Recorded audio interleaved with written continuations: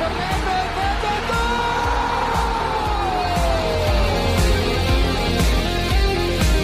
Pirlo, la conclusione in rete! Andrea Pirlo, un gol pazzesco! Del Piero, gol! Alex Del Piero! Sulla di Pogacar, Pogba, rete! Un gol incredibile! Pogba fa esplodere lo Juventus Stadium!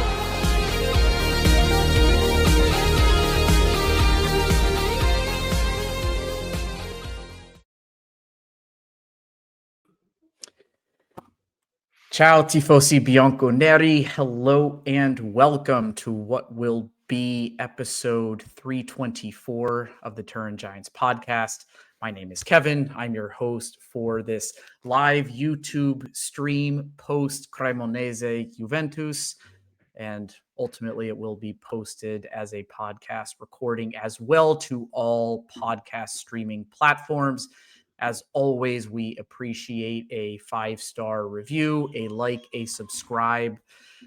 I am joined by, it's about to be 3 folks. Here we go. We have Zach, Frederic, and Patrick.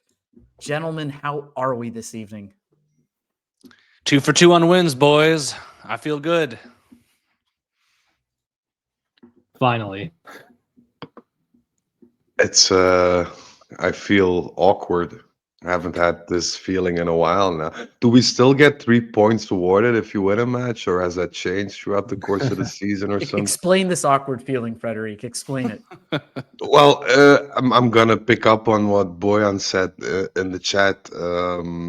He kind of referred to the fact that he was strangely calm throughout the match.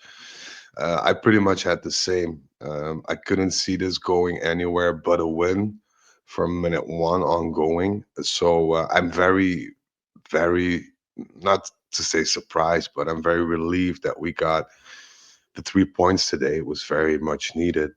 And the way we did it, especially in that first half, was something worth mentioning, which we will elaborate on, I assume. You assume correctly, but before we get too deep into it, we have an important birthday to recognize today. None other than our left winger. Yeah, I was going to say Philip. Serbian star, Filip Kostic, who turned 33 today and scored his first goal in the Juve kit in, I think, a little over 2 years.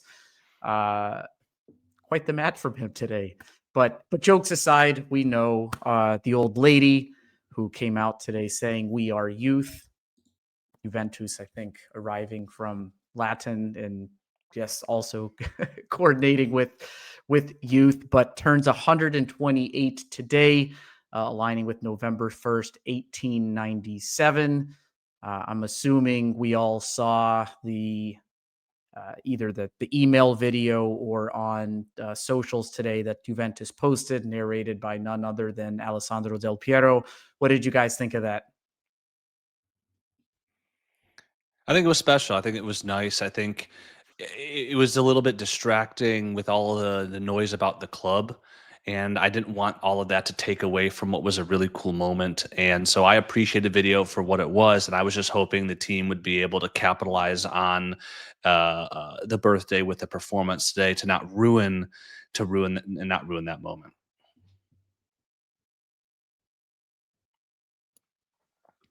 Frederic, you're muted, my friend. Yeah, Frederic, you're muted. I'll go quick. Every year they do something, and every year it just gives you the goosebumps feel, right? This is a historic club, and despite the way they've been playing, in recent months, I guess we could say, it still gives you the goosebumps. It still gives you the good feeling that this is the club we love. This is the club we've grown up with for some people their whole lives. For me, 14 years. So it's nostalgic. It's a good feeling to really get that passion reignited despite the run of form. I don't really care that much about dates, videos, and PR and hype. I really don't. I just want the trophy cabinet stuffing out of I mean, it's a nice gesture, but it's not more than that. It's hooray, huzzah, let's win a game. and win a game we did. So with that, I think we'll dive right into it. But first, for the folks who have joined us, Boyan, Sarah GK79, Mohammed, Moel Jamal, if I'm saying that correctly, I apologize, Ahmad Sako, and the Godfather himself, Farhad, joining here as well, calling calling out Patrick, who's the new kid. Patrick, it's been a while since you've joined us. It's good to have you back, my friend. Yeah, does this still work? I had to dust the cobwebs, guys. Can you hear me okay? Yeah, new is new. Look. I mean, Frederic keeps talking about short lists with 100 names, which are anything but short. And then we have Patrick. Patrick, you've been on what, 10, 15 episodes right now. I don't know when dating back to last season. I don't know when the new moniker drops off. We're going to have to consult the rule book. If we're going with comparisons, I guess I'll play I'm the Philip Kostic of the group, Well, then happy birthday to you as well, Patrick. There are so many things racing through my mind right now. I'm not even going to mention. Well, we're going to hone that mind on a singular topic to get us started. So, Frederic, if we rewind less than a week ago, you, me, and Zach were discussing what would where would Juve's coaching destiny lie. And there was still speculation, albeit it was certainly pointing in the direction of Luciano Spalletti.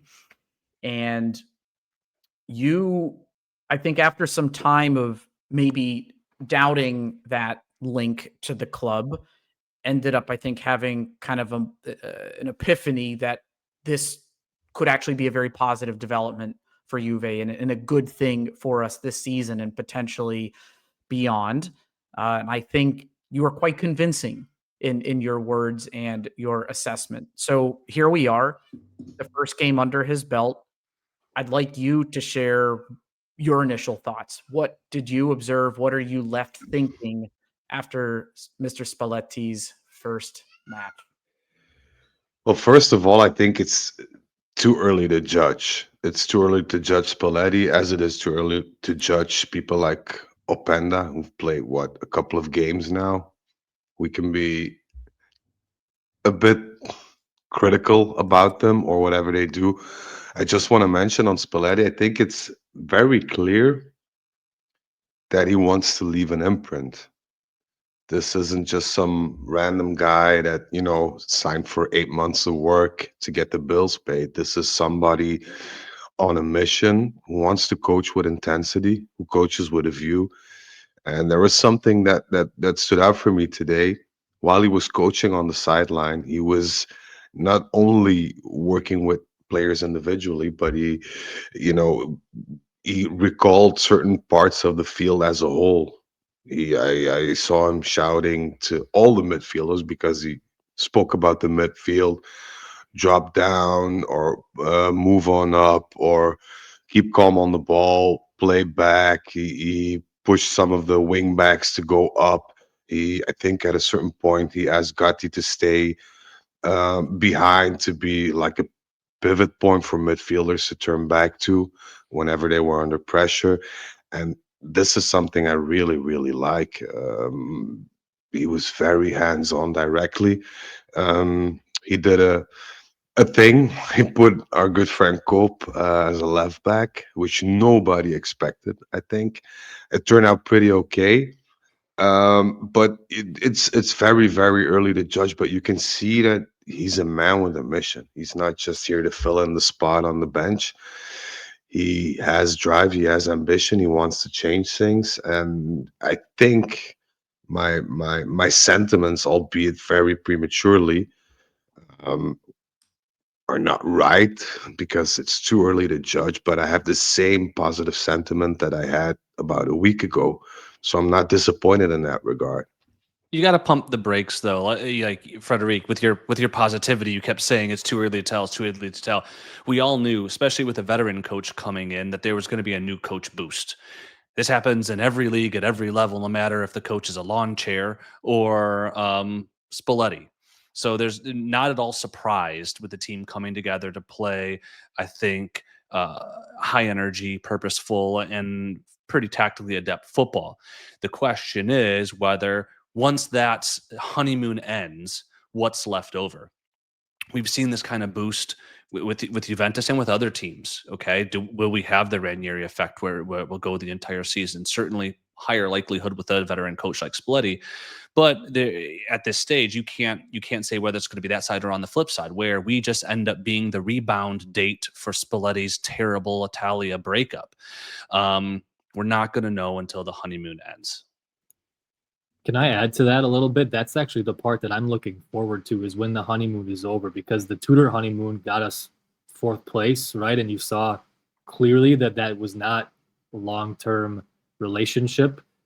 I think Spalletti, because he brings such competence to his background, his resume, all the rest, I actually think this honeymoon phase, once it's over, that competence will allow this to continue. And I think I share the positive vibes around that feeling, because I get the feeling that there is a professionalism there that Juventus haven't had since the return of Max. Despite all of the insults that maybe people want to throw at him, there's competence. I felt it in 90 minutes today. So I'm actually looking forward to the post-honeymoon stage, because we haven't had this in a while, this professionalism, this competence, the manager of, I'm going to prove a point and this is how things are done. So that's the part, Zach, I'm actually looking forward to with Luciano Spalletti. Yeah, I want to add a couple of things too, because Zach makes a very valid point. However, in my opinion, this was, as a whole, for me, the best game of our season. Not in terms of goals or spectacle or what have you, but I felt like how we executed and how we controlled the game, apart from, when a lot of subs came on and our organization went a bit haywire and fatigue started kicking in. I think we managed to control the game much better than we did this season in any game. And the fact that Spalletti during halftime was livid in the dressing room, while I dare to argue that if we would have put the same performance on the pitch with Tudor, he'd be very happy in the dressing room during halftime and giving pats on the back to a lot of people or a lot of players. But Spalletti was livid. He wasn't happy at all. So I think that's also a sign that, Spalletti is dreaming a bit bigger and isn't content with just getting a fairly good result. And I hope that after the honeymoon period ends, this will reflect on our players as well, that they instill that same mentality of not being content with something that's should be fairly normal. Yeah, but it's because it's the honeymoon period that the players would take a beating at halftime and not throw a tantrum, right? We've seen them throw tantrums against the last 2 coaches, if not a little bit under Allegri as well. So that's why I'm not negative on Spalletti or our performance today. I'm just trying to pump the brakes a little bit, because we saw tactical dominance for much of Motta's season, where we came out, we controlled possession. And it was a story, really, before he lost the locker room. It was a story of missed chances in front of the net for much of that season, and Bremer's injury, which caused us to concede late and or to fail to go up. And largely in this game, it was the same exact recipe. We were tactically sound, just like under Motta. A myriad of missed chances, as some of the folks in the chat point out, right? And so obviously Spalletti's a much more veteran coach, but again, pumping the brakes, because we've seen these types of positives and we've been hurt before, and quite recently. The question I posed wasn't meant to be a leading one to go beyond just what we saw today. And Frederic, earlier this week, across a number of the recordings that we've done, shared that there was a level of excitement and enthusiasm for this appointment. And based on what we saw today in a box, did we live up to that? Did we see enough that doesn't violate or contradict some of that change? And I think the resounding answer from the 3 of you and what we see in the chat is yes, overall positive, saw a reaction, some very nice positive play, relative tactical dominance for, call it 70, 75 minutes, the beginning of the first half and the end, or the beginning of the second half and the end of the second half aside. But let's not get ahead of ourselves. It's a very long season, and this is match number 1 against Cremonese, a newly promoted Serie A side. There's some comments coming in around MVP, which we will get to later in this stream. There's a lot of frustration directed at Gatti, which I know we'll unpack a bit, and some frustration about our inability to kind of finish off the match a bit earlier with the plethora of chances we had. But Zach, I want to kind of step back just a bit and look at how we started this match. Mm-hmm. I think when all of us saw the team sheet, people were probably scratching their head, rightfully so.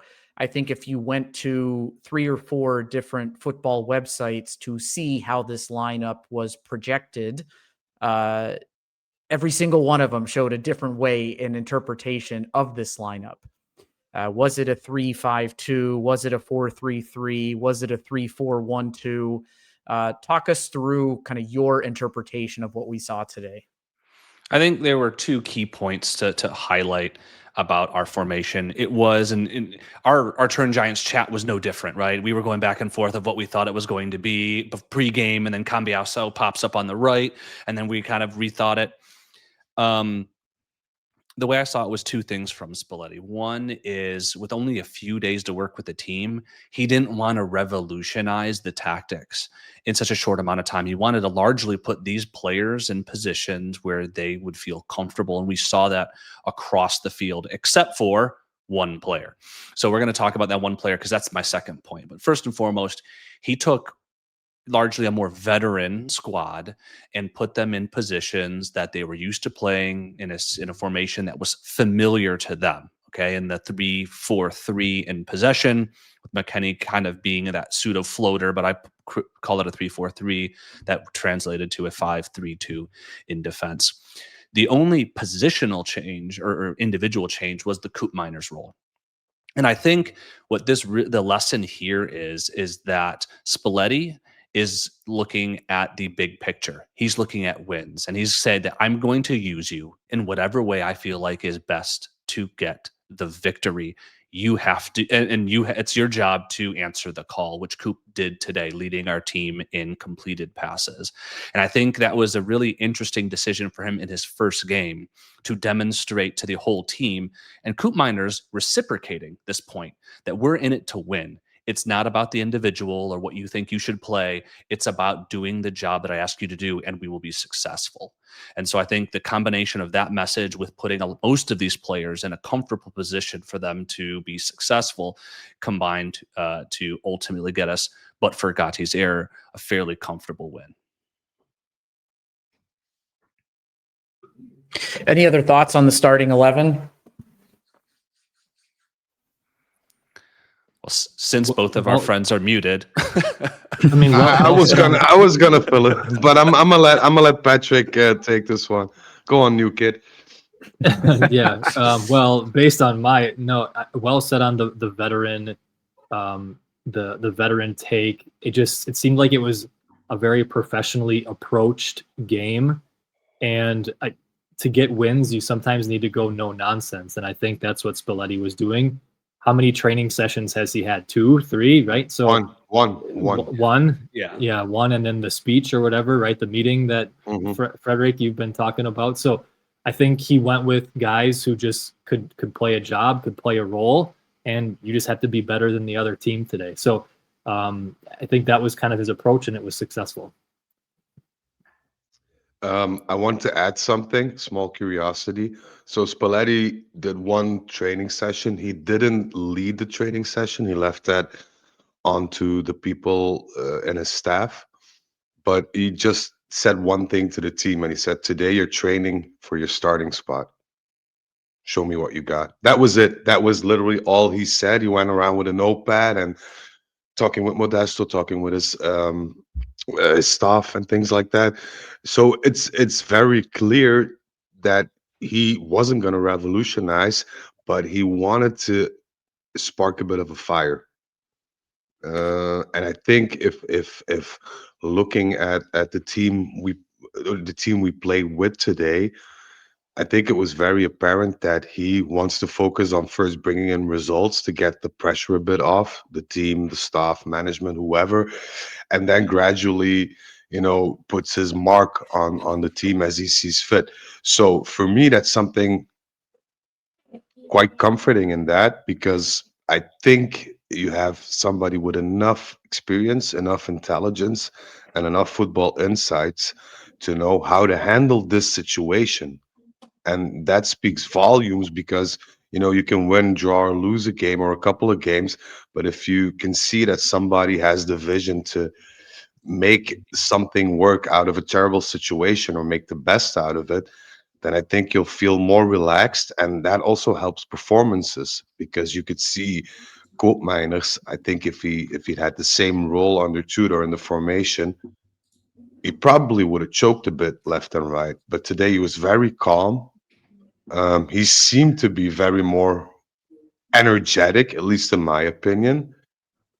Um, I just take He was away the tidy. well, He was tidy. yeah, Yeah. but I Yeah. think that's what Spalletti was aiming for. Let's keep it tidy. Let's get wins in. Let's build upon that, because the best remedy for a crisis situation is just winning. Just a So professional match.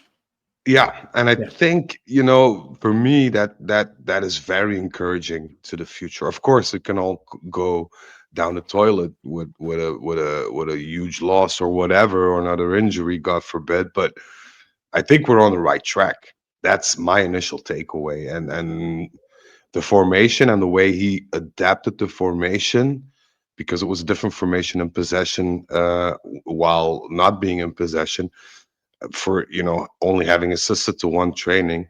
Mhm. I think it was very, very well executed. So there is some intelligence in these players, I think we can assume right now, which we kind of were asking ourselves after the long stretch of draws and bad performances we had recently. So Yeah, because nobody here or outside of this stream or across all of the fan base of Global Bianconeri can assume or think that Spalletti instilled some kind of tactical knowledge or transformation within these players over the course of this week in one training session. I mean, I think so much of this just came down to mentality. And before, like, coming into this match, there's a quote here from him, like, having courage is fundamental. We are not in a situation where nobody is watching us. So either you play it in the right way or you step aside. Courage is needed. And I think today we generally saw that across the squad, and a couple players did stand out among others with some very nice and notable performances. And I think so when you look at the players that were put on the pitch with the lineup, with whatever small imprint he was able to make in a very short period of time, I think, Patrick, starting with you, just what did you see in the style of play? What excited you? How was this different from what we've seen in previous matches? One word that stood out was intent. I know we talked about it kind of in our group chat, the intention in pressing style, particularly in the first half. It seemed like players were checking for others' positioning before they made their press. There was more of a, just because I'm close doesn't mean I need to get after it right away. Like, there's going to be some more suitable time to get after the ball when pressing. Balls were won higher up the field as a whole, which it led to more than just one chance. There wasn't just like a one chance and done today. The press allowed for higher recoveries, more like, let's get a second one, let's get a third one, and keep that pressure on, which was really enlightening. This is the way you, in my opinion, should play against a lower provincial side, is you just wear them out by, you're going to have to break us down. And when you play high press like that, it was nice. There were chances where it sort of let off. We talked about that in our group again. But one other big one, I think, is the Kostic. I can't believe I'm saying this. The Kostic inclusion allowed for Openda to really link up in various places throughout the pitch. you just see him doing little give and goes, almost at midfield, sometimes a little bit deeper. I was really excited to see a heat map for Openda just because he was all over. And I think I see in the chat, right, we need to be more clinical finishing, and he's obviously one of them. But I think he was very important in the smaller things for link up. And it does allow for Dusan to sort of have one defender on him instead of two guys, right, with his back to goal and two defenders to beat. I do want to talk a little bit about Dusan. Did he turn a man like more than once? I can't believe that actually happened, but I think the reason why he was able to do that is because Openda takes some of the pressure off by pulling defenders away, popping up in different spots that, let's face it, another player wouldn't do. I'm not sure in this squad. So a couple different things. It seemed very professional, very clean, and the players played in spots that they were able to be effective, which we haven't seen for a while.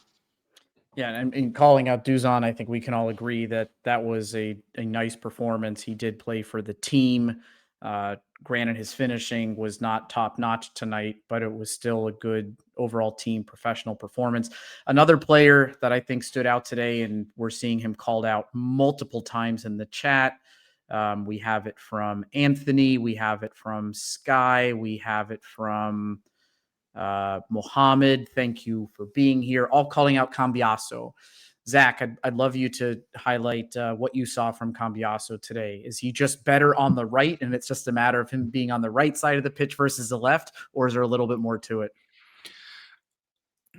I think when you look at the right versus the left, you have to consider what players are around him, because he's going to do the same thing regardless. He's going to move into the midfield and try to push up the field to support attacking moves, usually in the channel or from central positions.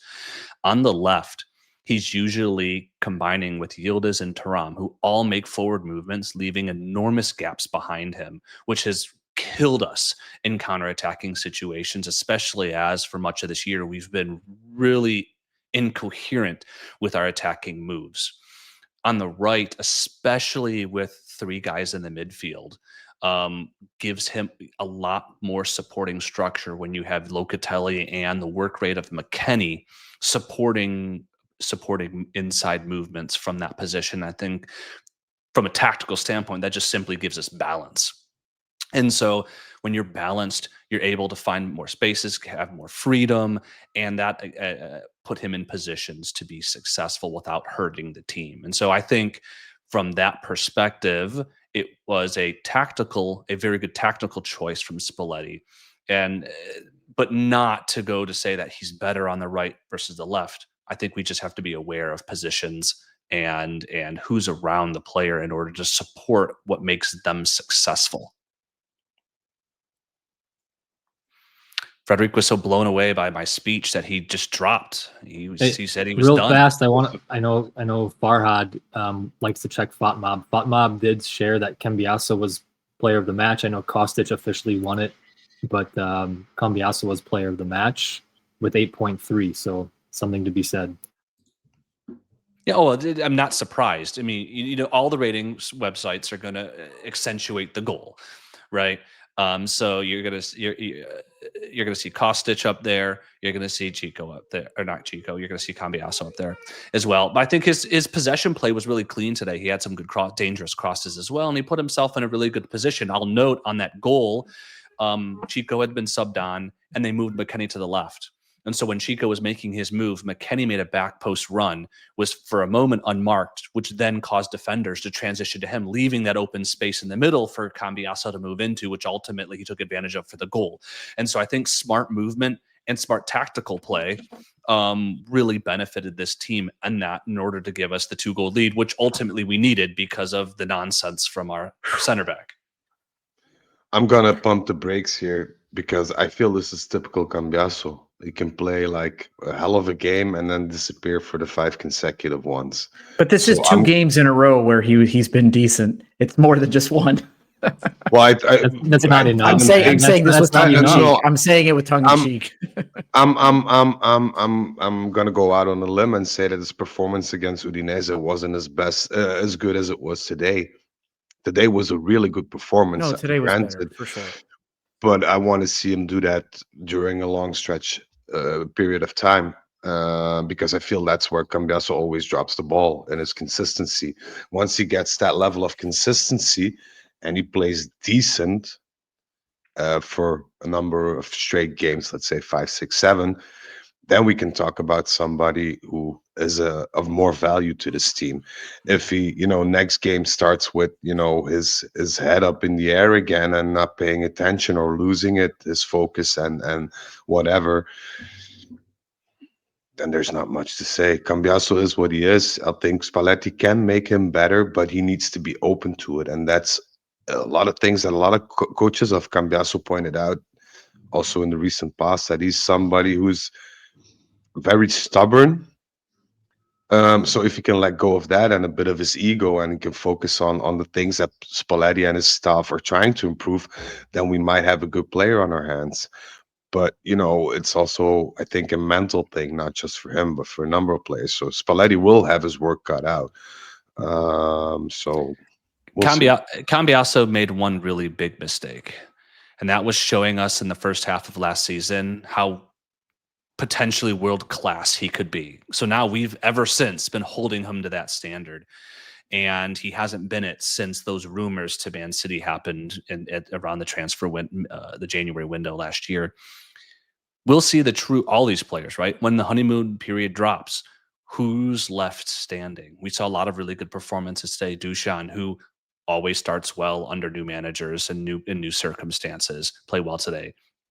You saw Locatelli, really try to impress today. You saw Cambiaso, who's been mediocre at best for the last 8 months, play really well today.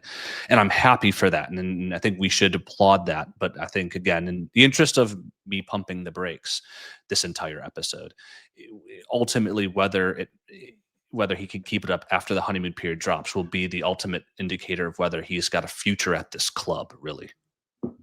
Question Sorry. Question for the group and maybe even the chat as well. If Cambiaso really is going to play on the right, like, is that mean Kostic is the true starter on the left? Like, I have some concerns there. I never really believed Kalulu was a wing back, and I don't know what the ultimate formation under Spalletti is going to be. But if he's going to be on the left, and by Cambiaso, I mean, or on the right, then what does that leave on the left? I have some concerns. Not even Spalletti knows, I think. I think the coup decision today was basically because we don't know how long Kelly's going to be out. And given the fact that, in 3 days we have another vital game in front of us, I think it was Spalletti's choice to start Coop there and get him acquainted with that position in case we should need him against Sporting or maybe other games. So I don't think Spalletti has a clear view on what he wants or how he wants to play, because I'm piggybacking here a question by Mikkel. Cambiaso. No, I'm sorry, that's not the question. How do you see the future for Gatti under Spalletti? I think it's way too early to talk about futures, to talk about potential transfers, positions, whatever. I think we need to let Spalletti just take his time in order to assess what is possibly up for improvement. Disagree, Frederic. Hard disagree on this one. I think this is the most obvious question that could possibly be answered. When Bremer's back, Gatti's on the bench. Done. If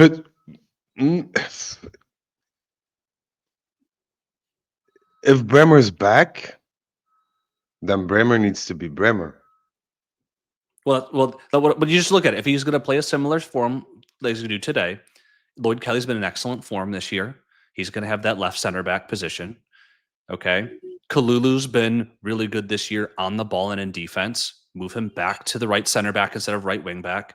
Which he played today much better. Which he played really well today. And then put Bremer at the last position because he's our best defender.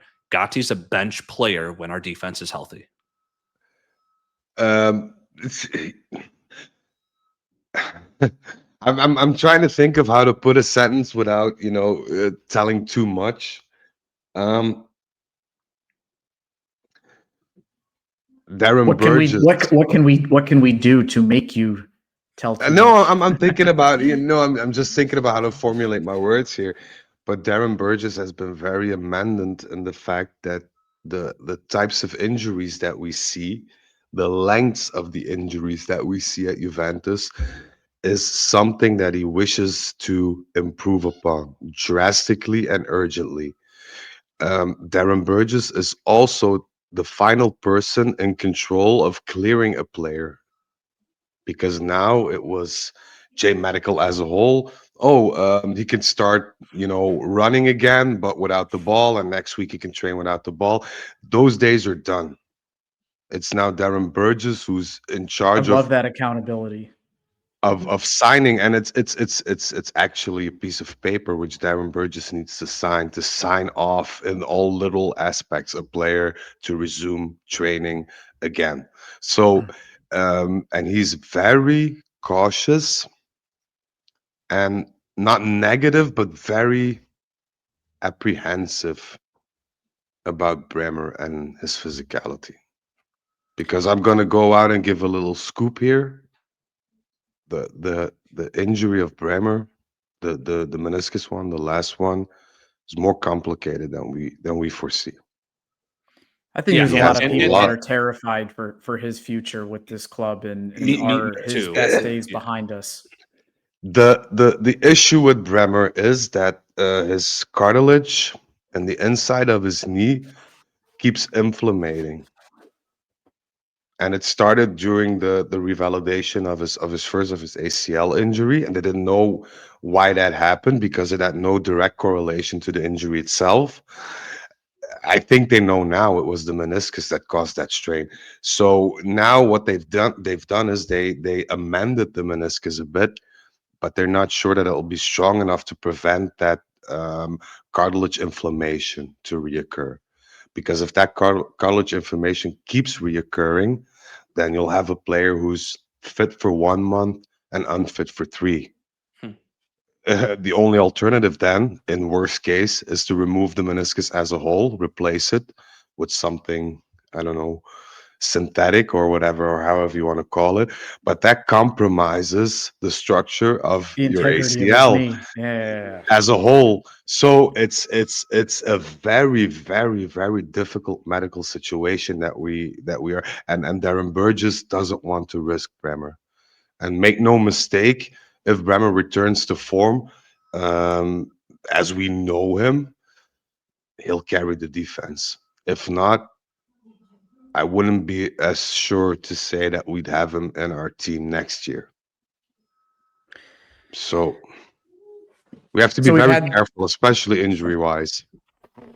So we've had some other new folks and names join us here on the live stream. Again, thank you for being here with us. Sky, our boy Jack, thank you for being here. We have Anthony, we have Chris, we have at Zeru, however you choose to pronounce that, probably not the way I just said it. We had Mickle, we have Skippy, and I may have said we've got Batter BJJ. Thank you, folks, for being here with us. Spalletti's comments post-match have come out. So he was highlighting just it was the intent to put an extra man in the midfield. I know so many of us were screaming to move at least to a three-man defense after we were struggling with just the double pivot and us being dominated and overrun in the midfield. Spalletti quotes, "I saw a good performance in terms of communication and focus because Koop Miners was more of a defender than anyone else when it came to ensuring organization and calling the line on the counterattack.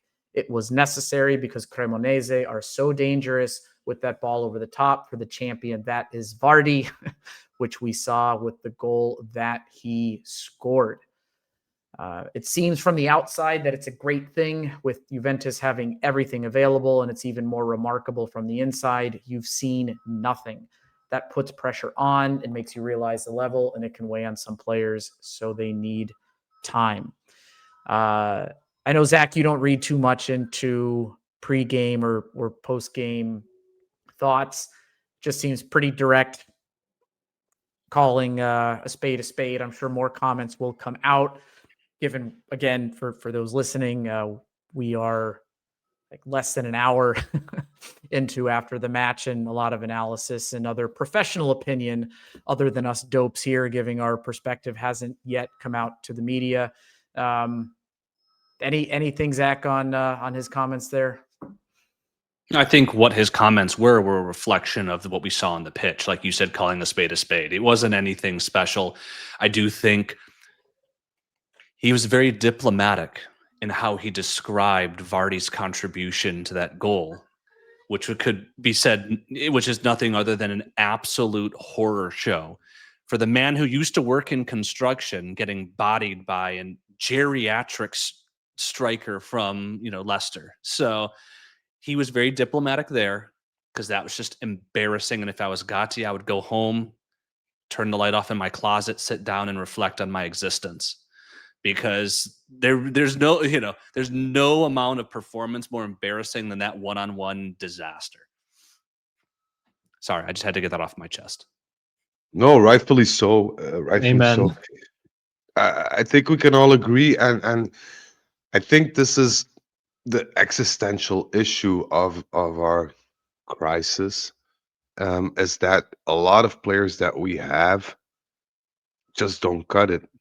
Not even in terms of one game or whatever. In terms of consistency, Cambiaso could be a very good player if he was consistent.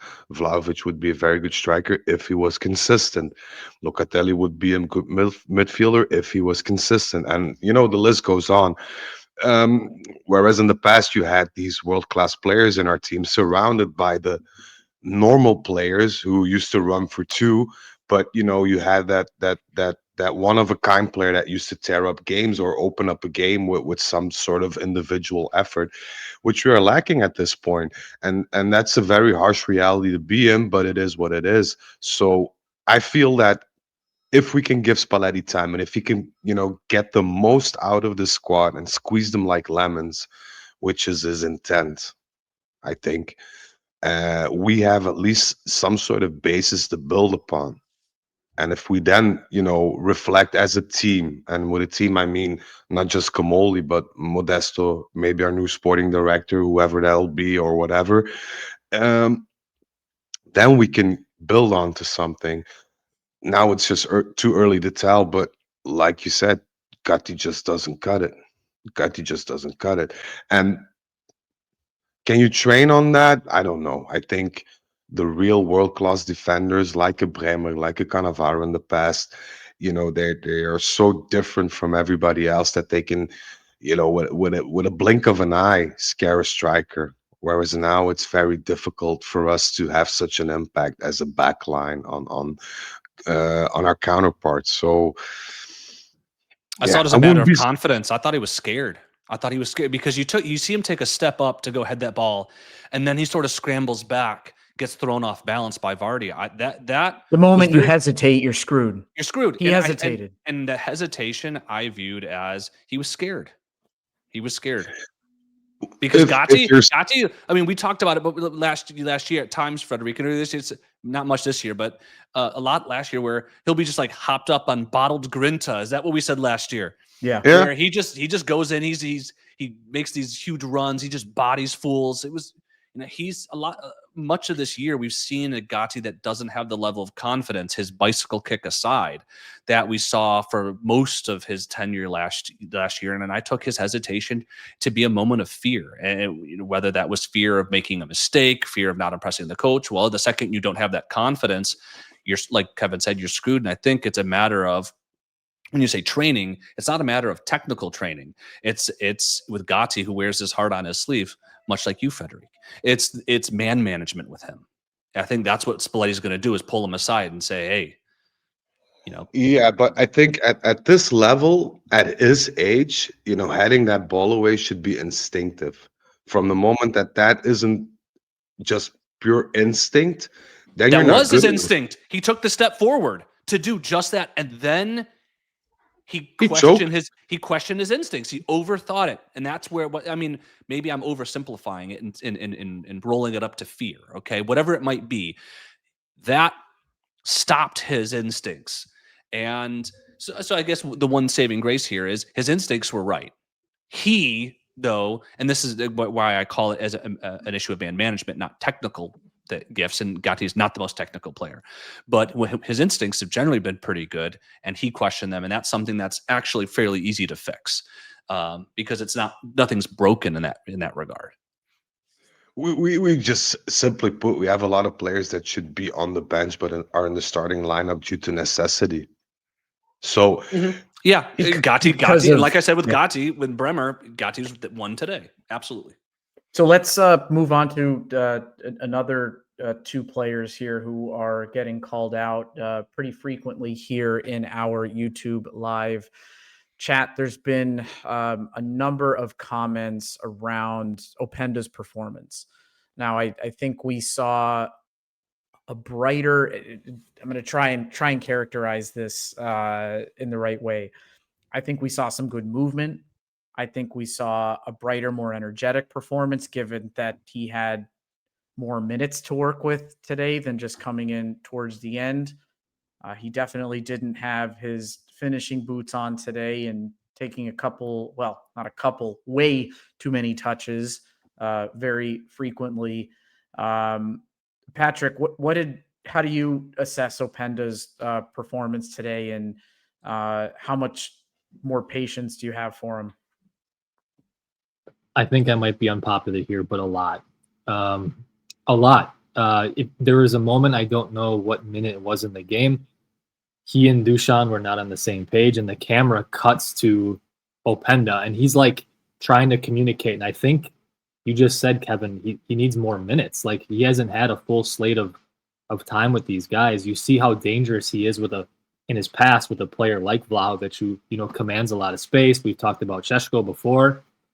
And so I think with what he did off the ball and allowed guys to kind of do their own thing, that's a player we desperately need just to build up a little differently than swing the ball across the back and hope Chico has a minute to beat his man. A very different type buildup with Openda in there. Yes, we should criticize him for not finishing. We should criticize him for taking a few too many touches in some cases, in a lot of cases. But I think what he brings is a different style of play, opening up the defense. And I think he is just learning. He has, I don't know, have a minutes counter for him, but it's not much. And so there needs to be some consistency there. And I do give him a longer leash, because I think in the limited time, despite scoring goals, we've seen him add quite a bit to the team in his limited time. So I'm giving him a longer leash. I might get chastised in the chat, but we need players who are dynamic, who can do multiple things. He is one of them, one of the few. Sorry. Go on, Zach. Sorry. Hani in the comments, Hani C, thank you for being here, indicates Openda will score eventually, and when he does, the floodgates will open. Zach, do you agree? No. And I don't agree, because we've seen two Opendas. We've seen a Openda of 2 years ago where that was true, and he was fantastic. And then we saw Openda last year, who, despite getting a really good assist against us, was that last year? I think that was last year or 2 years. I can't remember. Really struggled to score, and they just never came. The thing is, and I'm going to take a big step back about the goals. We can focus on the goals. He takes too many touches, and he hasn't scored because of it. And that is not good enough from that realm of his game. But when we look at the first goal today and the first goal against Udinese, both of those goals went through Openda. The penalty was due to Openda square ball to Dusan, who had position on his defender. The first goal today was Openda putting it through in the box at a dangerous position, and it was deflected, obviously, for Kostic to score. But both of those goals ran through him. And if we're going to judge, I don't think it's too harsh to judge our strikers simply on goals scored when they're contributing to goals in other material ways. If he wasn't contributing to goals at all, then applauding his movement and his build-up play would not be good enough.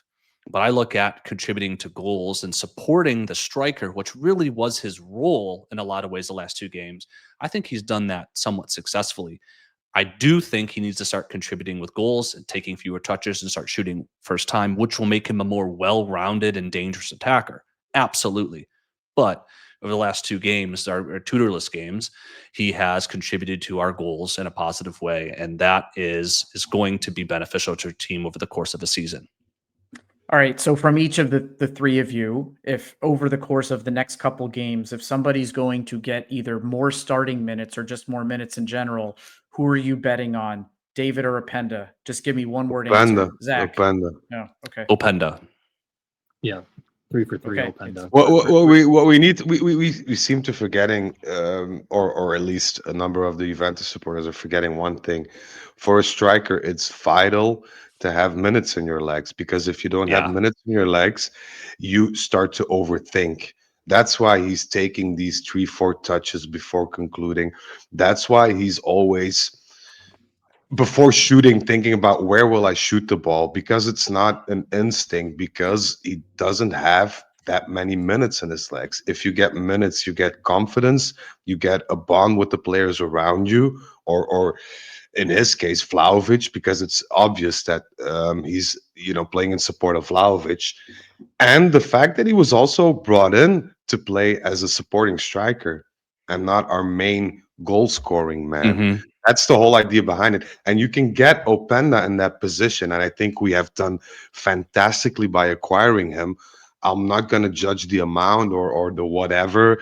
I think if we don't, if we finish 11th, then the contract is not automatically triggered. So we need to come in 10th for him to be a definitive Juventus player.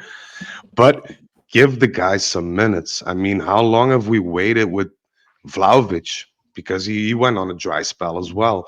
Every striker in our team did that. And if you see what Openda brings to the table, not only attackingly, but because of his runs, he can relieve a lot of people in midfield. He creates spaces. He creates room for other people to come in, to insert themselves into either the last part of the pitch or either near the penalty area. That's a gift to have for this team, because we have a lot of static players and a lot of midfielders that aren't able to create a goal scoring opportunity. So to have him, for me, is an added value. But just give him a bit of time. I mean, the hashtag Openda out, I find it quite frankly a bit ridiculous, because Well, not from our, not, well, I think there maybe no. one I opinion. mean, Yeah.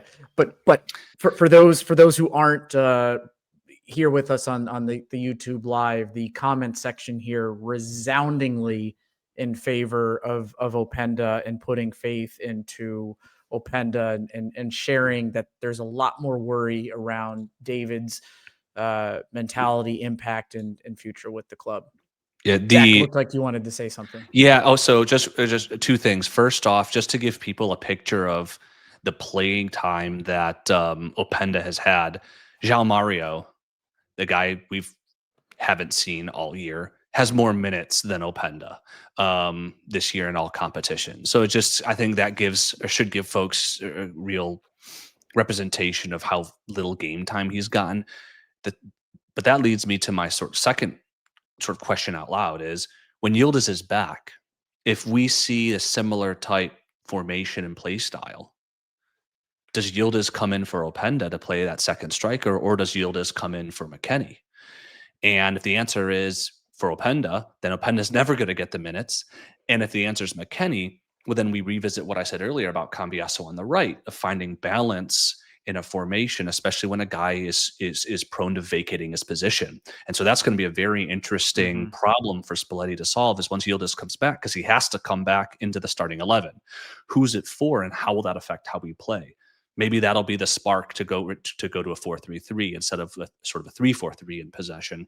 And I think the comment from Frederic earlier is just not even Spalletti knows yet. I think he's just one game at a time, and with the players who are available, putting. He has an idea. He has an idea. Yeah, Let's be real. yeah, He has an idea. We just don't know what it is yet. I think if you look at the past or the teams that Spalletti's, he was always very adamant with playing with a true number 10 style player. Even if he didn't have a number 10 style player, he made sure that he molded one of the players into that type of player. even with the stereotypical player in front of defense, between defense and midfield that he used to apply, or even the advancing midfielder, so to speak, the attacking midfielder as a number 10. So I think he sees Yildiz in that number 10 role, whether it be more up front or more secluded, just up front in midfield.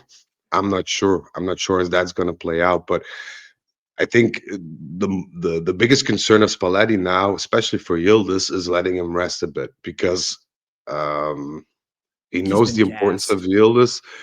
Yeah, and the knee thing, albeit it's not a worrying issue, it can very well lead up to become a worrying issue, by all the minutes that Kenan has asserted around over the last couple of games. So let's give it time. I'm sure he'll figure something out, but it's up to him. It's his problem now. That's why we signed him. So So as we start to wind down this episode, folks, if there's anybody in the chat that has a final question for us, please feel free to share that as we start to kind of approach the end of this stream. But there is one thing I do want to call out. So we've talked about a number of kind of the positivity, the intent of the play, a bit more higher press. Some players shined. We've had some criticism for Gatti. We did see towards the end of that second half our play drop off, and we were conceding more space, possession, and chances to Cremonese. Is there anything that you feel contributed to that? Was it the subs? Was it fitness? Was it a lack of mentality? Was it just normal ebb and flow of a footballing match where you can't dominate for a solid 90 minutes? Zach, I'd kind of love your take on that. So I feel like my colleagues here will talk about the end of the match. I want to focus in on a window from about the 48th minute mark to about the 58th minute mark, because we came out right after the second half. We had a chance, and then we disappeared. Very similar to games under Tudor and, frankly, Mota. And I was really concerned that we just didn't have the right energy. We didn't come out the right way, and we would struggle for that second half. And what I saw for the first time in quite some time is that moment of threat and that moment of disorganization from our starting 11 was very short-lived. And we saw the wonderful salvo in the 58th minute, give or take, where we had all those chances from the box. It just kept getting recycled in, dumped in. We saw the sub in the 64th minute for Chico, and then we turn around just a few minutes later, get the goal. And so we had then, after that, give or take 8 minutes in the early second half where we weren't very good, we saw our ability to adapt. And it's surrounded in part the first substitution from Spalletti, which also showed you stamping his imprint on the game in a meaningful way in the second half to give us, I think, our first half level of dominance from about the 55th, 58th minute mark all the way to Gatti's error late in the game. And so I think that showed a lot of maturity and adaptation from our players and our coach to fix mistakes and or issues that we've seen with their last two coaches over the last year and change.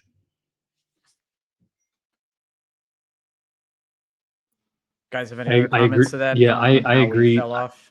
I agree, Zach. But to me, there is ebbs and flows of a game. I think I said in our group chat, it is much nicer to play from being ahead.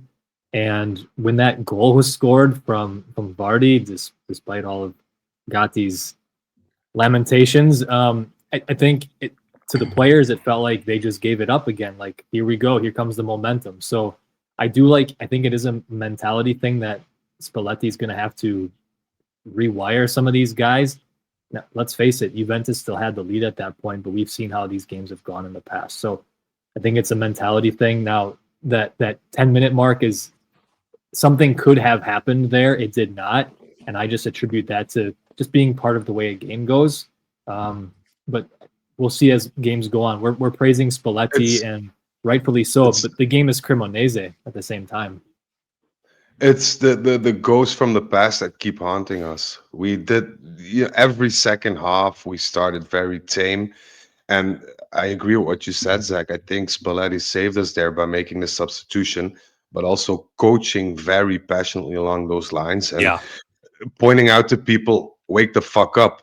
He actually said that in Italian, "Wake the fuck up," and that contributed. But also, Spalletti had, he went ham on the ref for like 2-3 Oh, that minutes. was so intentional there. That Just was to so take the air intentional. out Oh of the yeah. game. And Oh His yeah. and that was experience. Yeah. so good to see, because that's 2-3 minutes you lose of possible Cremonese pressure or chances being either not conceded. And the ref So didn't add it on to the stoppage All time. you no, no, no. coaches 5 out there minutes and he just go blew it at crazy at 95-11 referees. or something. My, Yeah. All my you man Luciano, aspiring coaches out there. my man Luciano was so smart to go to the fourth official as well after he received the yellow to whine a bit more about Yeah. things. And you had the ref looking at, hey, what do I do? Because he doesn't talk with the fourth official. And Cambiaso was walking, and you could see Spalletti was agitated because he was like telling Cambiaso, stop walking, don't do that throwing yet. I'm still here creating my own show. So that's very, very good to see. It was a very good move. And Only regret know- is he didn't start taking off his clothes. That was the not only, yet, only not regret. yet. Game Let, one, let's game He needs to have his own style. So, guys, I'm But- going to give you each a rapid fire question from the chat. Tight answer. Zach, your thoughts on the schedule this month? Do you think we can get through it without dropping points in all competitions? I think it's This question coming to you from Josh Benton. Josh, thanks for being here. Yeah, I saw Josh's comment, and I think it's an absolute gift. When you look at the schedule, we had a tough start of the year, and we're in a relative cushion. Okay, I think all of you have said Cremonese is easier opponent, blah blah. I disagree with that. 1 point behind us, beat Milan earlier, played a lot of people tight, coming in with a decent run of form. You had to respect, but Udinese, Cremonese, Torino, this version of Fiorentina, Cagliari, Udinese again, all before Napoli. All games that we should if we go back to the lawn chair coach I referenced earlier, we should win all those games. The two tricky ones just so happen to be our Champions League matches. Sporting, a game we should win at home, but they are lighting up the Portuguese league. They've got they just won yesterday, so they have an extra day of rest. They've scored 20-something goals. I think like 25 goals in 8 games. Extremely impressive run of form. And then we have the away match in Bodo Glimt. So the two tricky games are in the Champions League. All of our league games are on the easier side, and that should give Spalletti, with an international break, time to implement his tweaks to really get us to get in a good run of form. So definitely advantageous. Patrick, this question coming to you from Hani C. What advice can you give to Gatti? Grow up. Play your spot. You have big shoes to fill with Bremer out. He's been given opportunities in the past to just be a defender that Juventus can count on. I've never been a Gatti fan. I know I've been on the podcast a few times. I'm new, but in the past saying, I remember Gatti. I remember Gatti being schooled by a young Mbappe, and I get it, it's Mbappe, but I just remember how silly he looked, and my mind has never recovered Gatti from that fact. He scores a brilliant goal now and then. I'm convinced that's why he's on the pitch for a corner kick situation. I think that's it. But I just, defensively, I want him to grow up. I have hopes for Gatti. I do love his passion, but we need results and players that can get them. Consistency matters, as we've talked about. So my advice would be, you got to, the situation is there for you to take. Frederick likes to use take it by the balls, right? With Bremer out, you got to take the situation by the balls and grow up and play in his stead. And Frederic, this question from Ahmed Sako. Quite simply, who is your MVP of the match? One answer. Vlahovic. Give me a one-sentence description of why. Nice and tight. We lack leadership, and he has shown leadership on and off the pitch. Whether it's because of his contract, I don't care. But he has stepped up. He doesn't score like we're used to, but today I saw the Vlahovic that I saw at Fiorentina. And that's a Vlahovic we're going to need because it's going to be a tough run of games now. And the reason as to why is not my business. That's something for Spalletti or Vlahovic to resolve. But he stands his ground and he's proven to be the leader of this team. That speaks volumes about the rest as well. But at least he shows up. And we've been asking for Vlahovic to just show up. And he has. So kudos to him. And I think the way that he pressed and the way that he maintained the compactness of midfield and strikers together, because it was always him pointing, directing, shouting, whatever, in a very constructive way, might I add, clearly helped us gain that victory today. So whether or not he's selling himself or, the offers that are coming in, I really don't care. We needed him to perform and he's performing. So hats off to him. Coming off of the Atalanta Coppa Italia victory of May 2024, there was a part of me that said, give him the captaincy after that performance, coming into the new season. But we haven't seen this version of Vlahovic in quite some time. It is nice to see how much longer we'll get of it. God only knows. Who knows if Dusan even knows at this point. But good answer, Frederic. I think there may have been some other thoughts from the group on who stood out, but I think that's a reasonable answer with a reasonable supporting argument. So we're coming in to wrapping this up. We will finish with each of our friends here giving their one thought on what they learned today. So before I give you each an opportunity to share your one thought in 30 seconds or less, we'll take care of a little bit of housekeeping here just to give you some time to think about it. First is Farhad, as many of you should know, is the founder and main host of this podcast going into its 13th season, always trying to be creative in new ways to engage with you, our audience. We know you have so many different mediums and outlets to focus your Juventus fandom upon, and we're grateful that you would spend any time with us. We're introducing a voicemail service. This is something that he's tried before, but I'm posting the number in the link for those of you who are joining us here at YouTube Live. But for those of you listening, get out your pen and paper. There is this number. Are you going to say it twice? Are you going to say US number plus twice? one as the country code, 630-426-9290. Repeat, 630-426-9290. You have the opportunity to call us directly, leave thoughts, questions, comments. These have the opportunity to be focused within our social, but also on the pod live. If it takes off, cool, but we'll see how that goes. The second thing is we have, as Zach referenced, a Champions League match coming up this week against Sporting. We're going to throw our hat in the ring and try to do a live watch along for that. So if that's your thing and you like joining for that way of consuming and experiencing the match, please tune in. We're looking forward to doing that for the first time.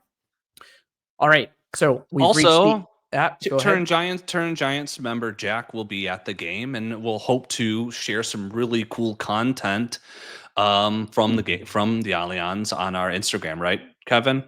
Yes, that is right. I forgot about that. And I think Jack is actually on a flight on his way to Northern Italy to catch the Milan-Roma match tomorrow, and then going to the Allianz to watch the Champions League match midweek.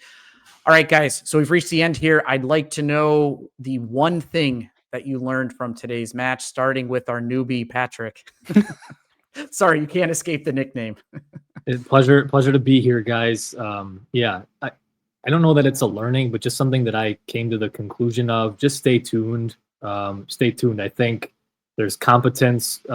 There's a level of professionalism that we saw today that is refreshing, and it does need to be consistent and continue. But I think if my message, and I've been saying this in my head offline for a while, but now that Spalletti is here, stay tuned, because I have a different feel about things. Frederic. The main takeaway today was we made a very critical decision, and for once it seems that we made one with insight and foundation, and not haphazardly pulled out a name out of a hat somewhere in Turin. And regardless of the outcome, because you never know, nobody has a glass ball, but regardless of the outcome, I'm happy how we came to this decision and how we executed it. Because I think we did it as a team in terms of management with a clear vision and a lot of bravado, because it would be easier to take, for instance, a Palladino with no pressure on his shoulders because he's a young coach. But we took the other route as a management team, and regardless of the result, it took effort and a bit of, how shall I put it, a bit of clear thinking. So I'm glad that we at least did that, and regardless of the outcome, we have people taking accountability and responsibility now, and that's already a major shift, I feel. Zach, final words. What I learned was that to Spalletti, winning will require each and every member of the club and staff.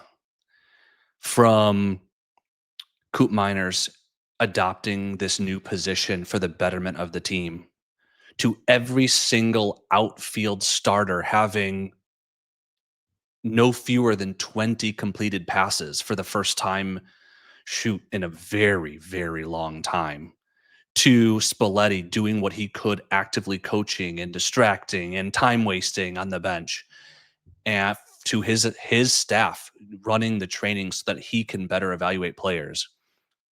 I learned that winning will require contribution from every single player, whether they start or whether they're like Chico, they come off the bench and have a material impact on the game. For those of you who joined us on this YouTube Live, thank you for spending this time with us post-match. For those of you who are listening to this later on your podcast streaming platform of choice, thank you. We're grateful for you spending time with us. And until Sporting, which we hope for another 3 points, fino alla fine, forza Juve.